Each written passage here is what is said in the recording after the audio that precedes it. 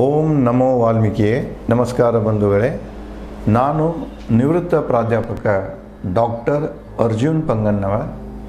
ಹೇ ಸೀತಾರಾಮ್ ವಾಹಿನಿಯ ವಾಲ್ಮೀಕಿ ರಾಮಾಯಣ ಅಂದು ಇಂದು ಚಿಂತನ ಕಾರ್ಯಕ್ರಮದ 373ನೇ ಸಂಚಿಕೆಗೆ ತಮ್ಮೆಲ್ಲರಿಗೂ ಸ್ವಾಗತ.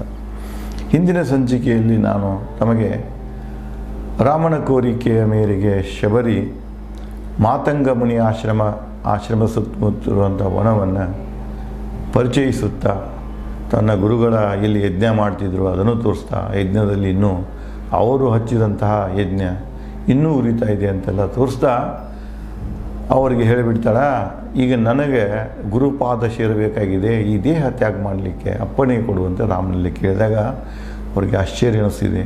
ಅವಳು ಅದೇ ಯಜ್ಞದಲ್ಲಿ ಏನು ಮಾಡ್ತಾಳೆ, ಆತ್ಮಾಹುತಿ ಮಾಡ್ಕೊಳ್ತಾಳೆ. ಮತ್ತು ಹೊಗೆ, ದಟ್ಟವಾದ ಬಿಳಿ ಹೊಗೆ ಹೇಳ್ತಿದ್ದ ಹೊಗೆಯೊಂದಿಗೆ ಆಕಾಶವನ್ನು, ಗುರುಪಾದವನ್ನು, ತನ್ನ ಗುರುವಿನ ಪಾದವನ್ನು ಸೇರ್ತಾಳೆ.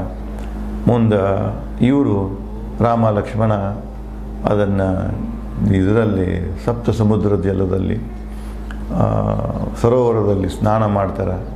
ಆ ನೀರಿನ ಒಂದು ಪವಿತ್ರತೆಯ ಬಗ್ಗೆ ರಾಮ ಹೊಗಳ್ತಾ ಹೇಳಿಬಿಡ್ತಾನೆ, ನೋಡು ಮತ್ತು ನಾವು ಬಂದ ಕೆಲಸದ ಆಸೆಗಳು ನಮ್ಮ ಮನಸ್ಸಿನಾಗ ಬರ್ತಾ ಇವೆ. ಅಲ್ಲಿ ಎದುರಿಗೇನೆ ಋಷಮುಖ ಪರ್ವತ ಇದೆ. ಆ ಪರ್ವತದ ಮೇಲೆ 4 ಜನ ವಾನರರು ಕೂತಾರೆ. ಅದರಾಗ ಸುಗ್ರೀವದನ. ಅದಕ್ಕೆ ಲಕ್ಷ್ಮಣ ಆ ಕಡೆಗೆ ಹೋಗುವ ನಡೆ ಅಂತ ಹೇಳಿ ರಾಮ ಲಕ್ಷ್ಮಣನಿಗೆ ಹೇಳ್ತಾನೆ. ಮುಂದುವರೆದು ರಾಮನ ನುಡಿ ಕೇಳಿ ಲಕ್ಷ್ಮಣ ಉತ್ತರಿಸಿದ, ಸುಗ್ರೀವನ ನೋಡುವ ತವಕ ನನ್ನಲ್ಲಿಯೂ ಇದೆ. ಯಾಕಂದರೆ ಕಬಂದ ಸುಗ್ರೀವನ ಬಗ್ಗೆ ಸಾಕಷ್ಟು ಹೇಳಿರ್ತಾನೆ.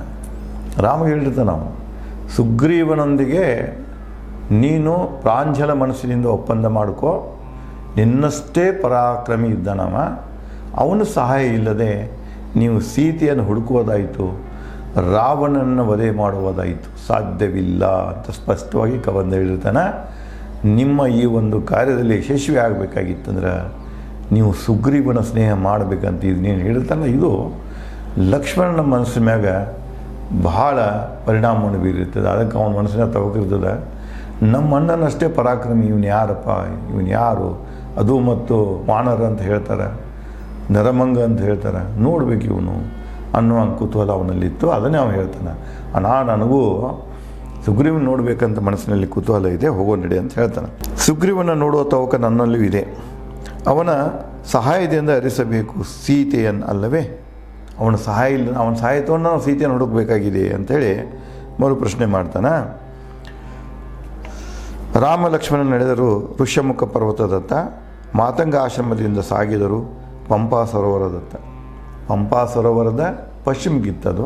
ಅಲ್ಲಿ ಹೋಗಿ ಯಾರಿಗೆ ಮಾತಂಗ ಮುನಿ ಆಶ್ರಮ, ಅಲ್ಲಿಂದ ಪುನಃ ಇವರು ಪಂಪಾ ಸರೋವರದತ್ತ ಬಂದು ಋಷ್ಯಮುಖ ಪರ್ವತದತ್ತ ಹೋಗಬೇಕಾಗಿತ್ತು ಇವರಿಗೆ. ಹೂಗಳ ದಟ್ಟಣೆ, ವಿವಿಧ ಗಿಡ ಮರಗಳ ತಾಣ, ಹಂಸ ನೀರುಗಳು ತುಂಬಿದ ಸರೋವರಗಳು, ನವಿಲು ಗಿಳಿ ಹಿಂಡುಗಳ ಬೀಡು, ಹೃದಯ ತಣಿಸುವ ದೃಶ್ಯ, ಮನ್ಮಥನ ತಾಣ, ಪಂಪಾ ಸರೋವರದತ್ತ ನಡೆದ ರಾಮ. ನೋಡಿ, ಇಲ್ಲಿ ಪಂಪಾ ಸರೋವರದ ಕಿರುವರ್ಣನೆಯನ್ನು ವಾಲ್ಮೀಕಿಯವರು ಈ ರೀತಿಯಾಗಿ ಹೇಳ್ತಾರೆ. ಹೂಗಳ ದಟ್ಟಣೆ, ನೋಡ್ತಿ ಎತ್ತ ಗಿಡ ಮರಗಳಿಂದ ಹೂವಿನಿಂದ ತುಂಬಿದ್ದು, ವಿವಿಧ ಗಿಡ ಮರಗಳ ತಾಣ, ಅಲ್ಲಿ ವಿಭಿನ್ನ ಪ್ರಭೇದದ ಗಿಡ ಮರಗಳಿವೆ.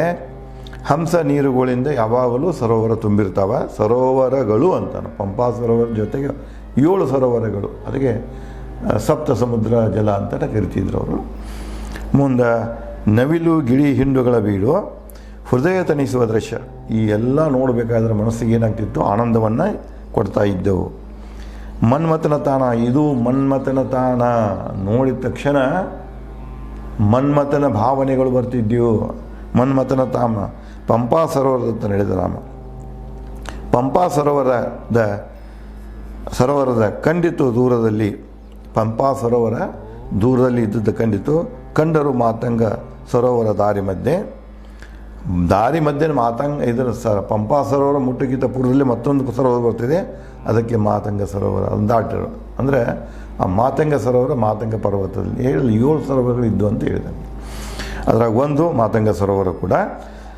ತಲುಪಿದರು ಪಂಪಾ ಸರೋವರ ರಾಮ ಲಕ್ಷ್ಮಣ, ಶೀತೆಯಂತೆ ಕಾಣುವ ಪಂಪಾ ಸರೋವರ ನೋಟ ದುಃಖ ತಂದಿತು ರಾಮನ ಹೃದಯದಲ್ಲಿ. ಅದಕ್ಕೆ ಕವಿ ಹೇಳ್ತಾನೆ, ಪಂಪಾ ಸರೋವರದ ಈ ತಾಣ ಏನಿದೆ ಇದು ಮನ್ಮಥನ ತಾಣ. ನೋಡಿ ಆ ಸರೋವರದ ಸೌಂದರ್ಯವನ್ನು ನೋಡಿ ರಾಮನಲ್ಲಿ ಸೀತೆಯ ನೆನಪುಗಳು ಹುಟ್ಟಾಕಿಡಿತವೆ. ಬಿಳಿ ಕೆಂಪು ನೀಲಿ ಕಮಲಗಳಿಂದ ತುಂಬಿದ ಸರೋವರ, ತಿಲಕ ಅಶೋಕ ಪುನ್ನಗ ಬಕುಲ ಉದ್ದಾಲ ಗಿಡ ಮರಗಳು ಸುತ್ತಿದ್ದವು. ಸರೋವರದಂಡೆ ಸುತ್ತಮುತ್ತ ಸಾಕಷ್ಟು ಪ್ರಭೇದದ ಗಿಡಮರಗಳಿದ್ದು ಮತ್ತು ಸರೋವರ ತುಂಬ ಬಿಳಿ ಕೆಂಪು ನೀಲಿ ಕಮಲಗಳ ಹೂಗಳಿಂದ ತುಂಬಿತ್ತು. ಪರಿಶುದ್ಧ ಜಲರಾಶಿಯಿಂದ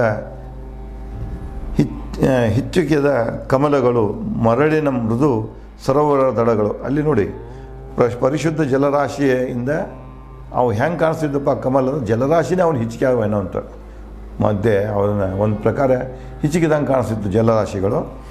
ಮುಂದೆ ಅಲ್ಲಿ ಸರೋವರದ ದಡ ಏನಿತ್ತಲ್ಲ ಅದು ಮರಳಿನಿಂದ ತುಂಬಿತ್ತು. ಮೀನು ಆಮೆಗಳಿಂದ ಗಿಜಗಿಡುವ ಸರೋವರ, ಎಲ್ಲಿ ನೋಡ್ತೀಯಲ್ಲ ಮೀನುಗಳು ಮತ್ತು ಆಮೆಗಳನ್ನು ಕಾಣಿಸ್ತಿದ್ದವು. ಬಳ್ಳಿ ಗಿಡ ಸುತ್ತಿ ಪ್ರೀತಿಸುವಂತೆ ಭಾಸವಾಗುವ ದೃಶ್ಯ. ಬಳ್ಳಿ ಗಿಡವನ್ನು ಸುತ್ತಿದ್ದು ನೋಡಬೇಕಾದ್ರೆ ಬಳ್ಳಿ ಗಿಡದೊಂದಿಗೆ ಪ್ರೇಮ ಮಾಡ್ತಾಯಿದೆ. ಬಳ್ಳಿ ಹೆಣ್ಣಿನ ಸಂಗೀತ, ಗಿಡ ಗಂಡಿನ ಸಂಗೀತ. ಆ ಬಳ್ಳಿ ಗಿಡವನ್ನು ಸುತ್ತಿಕೊಂಡು ಪ್ರೀತಿ ಮಾಡ್ತಾ ಇದೆಯೇನೋ ಅಂತ ನೋಡಿ, ಇದು ಅಲಂಕಾರ ಹೇಗಿದೆ ವಾಲ್ಮೀಕಿಯವ್ರದ್ದು. ಕಿನ್ನರ, ಉರಗ, ಗಂಧರ್ವ, ಯಕ್ಷ, ರಾಕ್ಷಸ, ಜೀವಿಗಳಂತಹ ಮೀನುಗಳು ತುಂಬಿದ ವಿವಿಧ ವೃಕ್ಷಗಳಿಂದ ಆವರಿಸಿದ ಸರೋವರ. ಇಲ್ಲಿ ಹೇಳ್ತಾನೆ ಈ ಹ್ಯಾಂಗ ಪ್ರಭೇದಗಳಿವೆ ಹೊರಗಡೆಗೆ. ಕಿನ್ನರದರ, ಉಗರ, ಗಂಧರ್ವ, ಯಕ್ಷ, ರಾಕ್ಷಸ, 108 ಪ್ರಭೇದಗಳೇನದಾವಲ್ಲ ಇಲ್ಲಿ ಭೂಮಿ ಮ್ಯಾಗ, ಹಂಗೆ ನೀರಿನಲ್ಲಿಯೂ ಹಲವಾರು ಪ್ರಭೇದದ ಮೀನುಗಳಿವೆ ಅಂತ ಹೇಳ್ತಾನೆ. ಹಲವಾರು ಪ್ರಭೇದಗಳಿಂದ ತುಂಬಿದಂಥ ಮೀನುಗಳಿಂದ ತುಂಬಿದಂಥ ಸರೋವರ ಅದು. ಅದರ ಜೊತೆಗೆ ಅದರ ಸುತ್ತಮುತ್ತ ಏನಿದೆಯಪ್ಪ ಅಂದ್ರೆ ವಿವಿಧ ಪ್ರಭೇದದ ಗಿಡಗಳಿವೆ, ವೃಕ್ಷಗಳಿವೆ. ಕಮಲ, ಕೇದಿಗೆ, ವಿಭಿನ್ನ ಹೂಗಳಿಂದ ಸೂಸುವ ವಾಸನೆ, ಶೀತಲ ಶಾಂತ ಜಲದ ಪಂಪಾ ಸರೋವರವು ಚಲವು.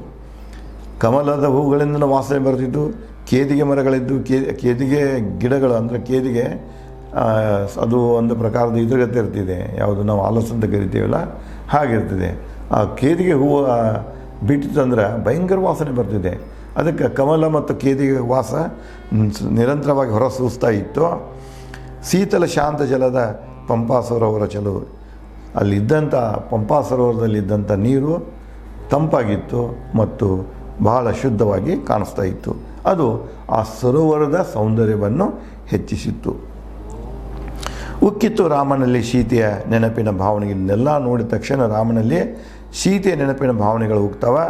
ಪಂಪಾ ಸರೋವರದ ಸ್ತ್ರೀ ಸೌಂದರ್ಯ ಕಂಡು, ಪಂಪಾ ಸರೋವರದ ಸೌಂದರ್ಯ ಒಂದು ಸ್ತ್ರೀ ಸೌಂದರ್ಯ, ಒಂದು ಸುಂದರವಾದಂಥ ಸ್ತ್ರೀ, ಯುವ ಸ್ತ್ರೀಯನ್ನು ನೋಡಿದಂಗೆ ಪಂಪಾ ಸರೋವರ ಕಾಣಿಸ್ತಿತ್ತು. ಅಲ್ಲಿ ರಾಮನಿಗೆ ಆ ಪಂಪಾ ಸರೋವರ ಸೀತೆಯಂತೆ ಕಂಡಿತ್ತು ಅವನಿಗೆ. ಅದಕ್ಕೆ ಅವನಲ್ಲಿ ಸೀತೆಯ ನೆನಪುಗಳೇನು ಆಗ್ತಾವೆ, ಹುಟ್ಟಾಕರ್ತಾವ. ಋಷಮುಖ ಪರ್ವತ ಕಂಡಿತು. ಪಂಪಾ ಸರೋವರ ಪೂರ್ವಕ್ಕೆ ಬಣ್ಣ ಬಣ್ಣದ ಅದಿರು ಹೂ ಗಿಡಗಳಿಂದ ಕಂಗೊಳಿಸಿತು ಪ್ರವಾಹ. ಅದ್ರದ್ದು ಆ ಕಡೆಗೇ ಋಷಮುಖ ಪರ್ವತ ಕಾಣಿಸಿ ಬಂತು. ಪೂರ್ವಕ್ಕೆ ಪಂಪಾ ಸರೋವರದ ಪೂರ್ವಕ್ಕೆ ಋಷಮುಖ ಪರ್ವತ ಇತ್ತು. ಅದರಲ್ಲಿ ಏನು ಅದಿರುಗಳಿದ್ದು, ಬಣ್ಣ ಬಣ್ಣದ ಅದಿರುಗಳು, ಇದು ತಾಮ್ರ ಇರ್ಬೋದು, ಕಬ್ಬಿನ ಇರ್ಬೋದು. ಈಗ ಅದಿರು ಗಣಿಗಳದಂತೂ ಇದೆ, ಅದೇ ಸಾಕ್ಷಿ ಇದೆ. ಇವತ್ತು ನಾವೆಲ್ಲ ನೋಡ್ತಾ ಇದ್ದೇವೆ. ಅದರ ಸುತ್ತಮುತ್ತ ಎಲ್ಲ ಗಣಿಗಾರಿಕೆ. ಬಳ್ಳಾರಿನೂ ಇದ್ರಾಗ ಬರ್ತಿದೆ. ಬಳ್ಳಾರಿ ಮತ್ತು ಈಗಿಂದೇನು ಗಂಗಾವತಿ ಇದೆಯಲ್ಲ, ಕೊಪ್ಪಳ ಇದೆಯಲ್ಲ ಮತ್ತು ಹಂಪಿ ಇದೆಯಲ್ಲ, ಆ ಪ್ರದೇಶ ನೋಡಿದ್ರೆ ಸಂಪೂರ್ಣವಾಗಿ ಅರಣ್ಯಗಳ ಪ್ರದೇಶದು. ಅಲ್ಲಿ ಪ್ರಕಾರದ ಅದಿರುಗಳಿವೆ. ಅದಿರುಗಳಿದ್ದು ಕಾಣಿಸ್ತಾ ಇತ್ತು. ಅದಿರುಗಳು ಹೂ ಗಿಡಗಳಿಂದ ಕಂಗೊಳಿಸಿತ್ತು ಪರ್ವತ. ಸುಗ್ರೀವನ ತಂದೆ ವೃಕ್ಷರಾಜನಿಂದ ಬಂತು ಪರ್ವತಕ್ಕೆ ಋಷಮುಖ ಪರ್ವತವೆಂದು. ಆ ಪರ್ವತಕ್ಕೆ ಋಷಮುಖ ಪರ್ವತ ಯಾಕೆ ಬಂತಂದ್ರೆ, ವಾಲಿ ಮತ್ತು ಸುಗ್ರೀವನ ತಂದೆ ಯಾರಂದ್ರೆ ಋಕ್ಷರಾಜ. ಅವನಿಂದಾಗಿ ಇದಕ್ಕೆ ಋಕ್ಷಮುಖ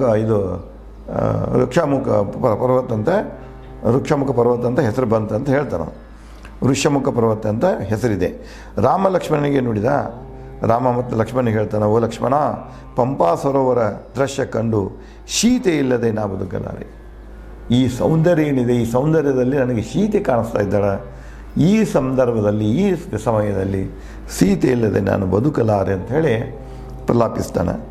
ಭೇಟಿಯಾಗೋ ಸುಗ್ರೀವನ ಪಂಪಾ ಸರೋವರದತ್ತ ಬಂದ ಲಕ್ಷ್ಮಣ, ಹೂ ಬಳ್ಳಿ ಗಿಡ ಮರ ಕಮಲ ಹಂಸ ನೀರುಗೋಳಿ ಶೀತಲ ಶುಭ್ರ ಜಲರಾಶಿ ಪಂಪಾ ಸರೋವರ ಸೌಂದರ್ಯ ಕಂಡು ಮುಖಸ್ಮಿತನಾದ ಲಕ್ಷ್ಮಣ.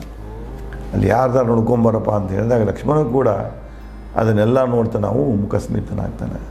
ಮುಂದೆ ಇಲ್ಲಿಗೆ ಏನಾಗ್ತಿದೆ ಅಂದರೆ ಈ ಅರಣ್ಯಕಾಂಡ ಮುಕ್ತಾಯಗೊಳ್ತಿದೆ. ಇಲ್ಲಿ ತನಕ ನಾನು ತಮಗೆ ವಾಲ್ಮೀಕಿ ರಾಮಾಯಣದ ಬಾಲಕಾಂಡ, ಅಯೋಧ್ಯಕಾಂಡ, ಅರಣ್ಯಕಾಂಡ ಹೇಳೇನೆ. ಇನ್ನು ಮುಂದೆ ಕಿಷ್ಕಿಂಧ ಕಾಂಡ. ಕಿಷ್ಕಿಂಧ ಅಂದ್ರೆ ನರವಾನರರು ಮಂಗಗಳ ಪ್ರದೇಶ ಅದು. ಕಿಷ್ಕಿಂಧ ಅಂದರೆ ಮಂಗಗಳ ಪ್ರದೇಶ ಅದು. ಅದಕ್ಕೆ ಕಿಷ್ಕಿಂಧ ಕಾಂಡದಲ್ಲಿ ಇದು ಶುರುವಾಗ್ತಿದೆ. ಇಲ್ಲಿಂದನೇ ಇವರು ಸುಗ್ರೀವನ ಭೇಟಿಯಾಗ್ತಾರೆ.